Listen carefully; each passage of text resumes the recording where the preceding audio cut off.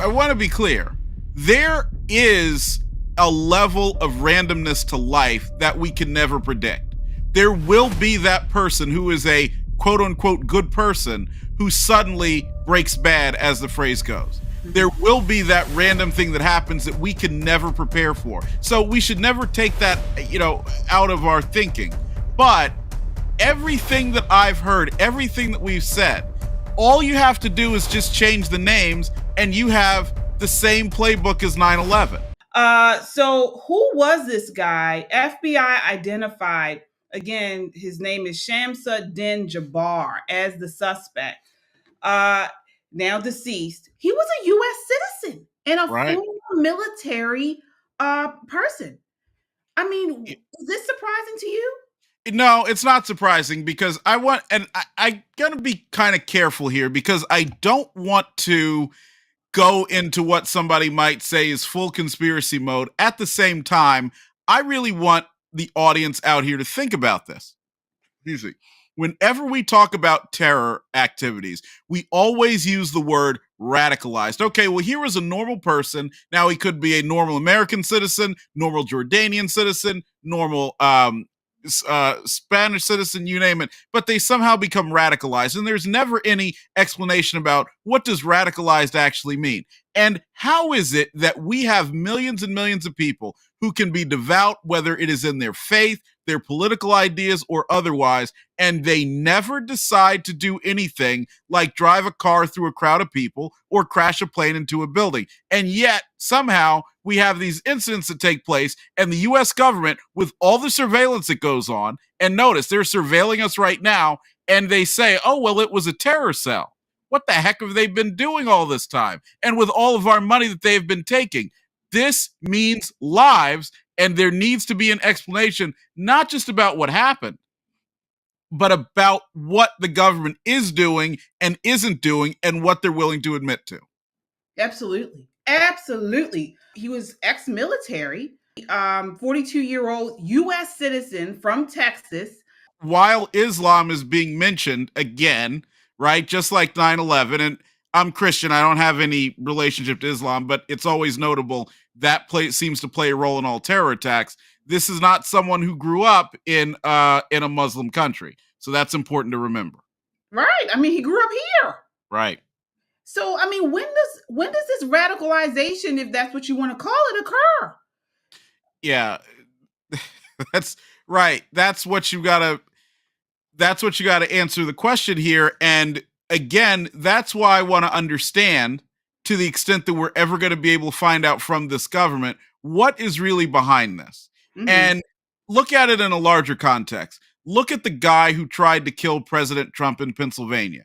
Here's somebody who, you know what, at least grew up in a middle-class home, had some success in his life. Sure, he was treated as a loner, you name it. What possessed him and gave him the ability to go out there and do all of those things? You and I could not go and sit on top of a roof near even a concert without getting talked to, but yet this was somebody able to get near the President of the United States with a rifle and had left them there the night before. So I'm not willing to buy into the idea that this idiot, and that's what I'm going to call him. I won't call him a gentleman or an individual. I'll just call him an idiot because what he did was evil. I will not buy into the idea that he was radicalized in the sense the media wants us to think that he was. So you're saying you think he was some type of tool, some type of plant working for some type of shadow organization. Absolutely. Look, I want to be clear.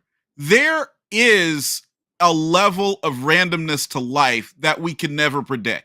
There will be that person who is a quote unquote good person who suddenly breaks bad, as the phrase goes. Mm-hmm. There will be that random thing that happens that we can never prepare for. So we should never take that, out of our thinking. But everything that I've heard, everything that we've said, all you have to do is just change the names and you have the same playbook as 9/11. Now, you're telling me this happens year after year after year. You're telling me the federal government cannot be tracking and involved with and even listening in to what suspected terror cells are doing when they certainly can listen in to what it is that we're doing on the internet? Right. And for the billions of dollars that are put in, what's going on? Absolutely. This is him on clip 2. Take a look here. And now live in Houston. And I've been here all my life, with the exception of traveling for the military, where I spent 10 years as a human resources specialist and IT specialist, where I learned the meaning of great service and what it means to be responsive and take everything seriously, dotting I's and crossing T's to make sure that things go off without a hitch. So I've taken those skills and applied them to my career. So this is a guy. This is Right. a guy. You would expect some Islamic, radical Islamic person, but he was a real estate agent for many years. Right. So something is going on, as you mentioned. What do you think is going on? Because I'm curious. I don't want to be the only one, because I know anybody that watch this will say, well, Phil's spouting conspiracy theories.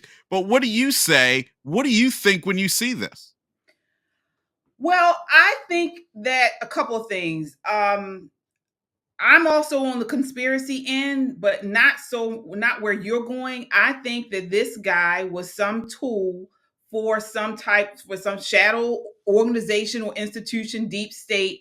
And I don't think he was maybe someone that I don't think he knowingly is doing what he did. Right. I think that because I certainly believe in MK Ultra, and I believe in there are people behind the scenes that are using and manipulating people to do their bidding.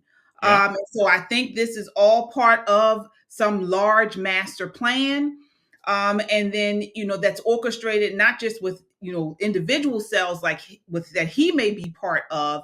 But look what we have going on here. For the last several years, the Biden administration has only deepened this crisis that we have in our country. They've weakened us at home. They've embarrassed us on the world stage. Many of the institutions have been infiltrated with anti-American sentiment. So we're creating an environment that not only radicalizes these people, but also that can kind of lay in wait, and these people can sprout up. Yes. We just had the guy who did the United Healthcare assassination. People are out here praising him. What kind of world do we live in that people praise these types of people that are right here in our country that hate America? Yeah. So it was orchestrated in some type of way. I agree with you there. I just don't know how. Well, I'll answer that, and I think you're onto something. I do not believe that the elites, the deep state, and so on, that they wake up every day and say, we have to control this institution, that institution, or otherwise. But I look at them as being the same way that somebody back in the, let's say, the 1600s, 1700s, if they wanted to influence the king, they would wonder, well, how do we influence the king? How do we get him to do what it is we want to do? We in the United States, we the citizens are the king. We are the sovereign. Therefore, the same people who would want to try to influence the king in a monarchy are going to want to influence us in a representative republic and get us to do what it is they want us to do. Kind of like Rasputin did back in Russia. So everything that they do is designed to get us to act a certain way. So they don't really care so much about the institutions. Oh, the DOJ here or the Department of Energy there. No, they want us, the citizens, to act, and they want us to act as irrationally as possible. So that way, the only thing that we could rely on, as broken as it is the government, the federal government in particular, itself. And that is the reason for everything that you see here. And look at it. 2 times in one day on one of the most joyous days of the year when you would have these random terror attacks. Well, what are you going to do? Well, let me give up more of my freedom, please. That's going to be the next thing. Yeah, absolutely. And speaking of the terror attacks, do you think that there's more coming? Do you believe that there's more coming out there that's coming quickly? Absolutely. I think every part of the playbook, and that includes Viruses, we hear a lot of discussion about bird flu. That's going to be something. We have a few people who've already been infected with it. I think you'll see more of these terror attacks, bioterror attacks.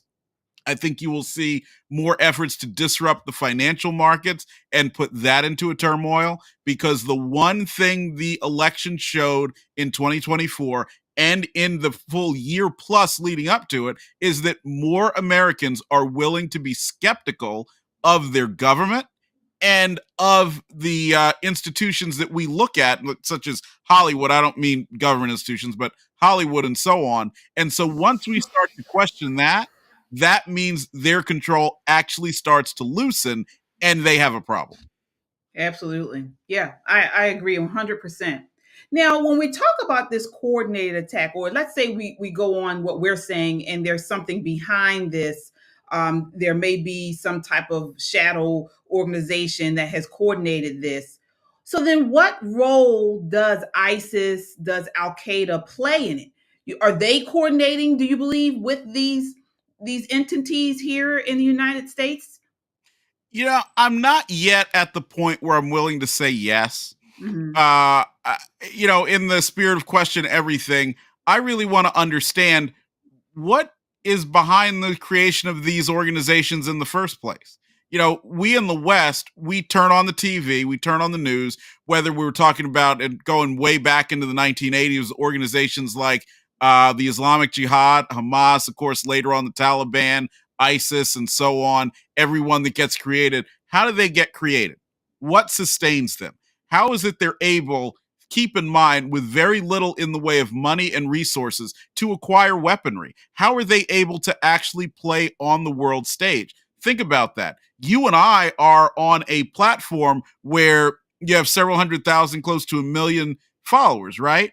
But you've got to think about, in an era without this level of connectivity, you had predecessors of these organizations able to impact world affairs with relatively little. So that's the first question I want to ask, long before wondering, well, are they behind it? Because are they behind it, or are they merely a beard for somebody else? And to be fair, I don't think there's just one group of somebodies that's in a oak paneled room where they're making all the decisions and saying, okay, let's do this, let's do that. But I do think there is a very, very strong continuity of ideas and a belief in control that has never, ever gone away. And it's strengthened itself throughout the 20th century and into now. And that is why we have what we have.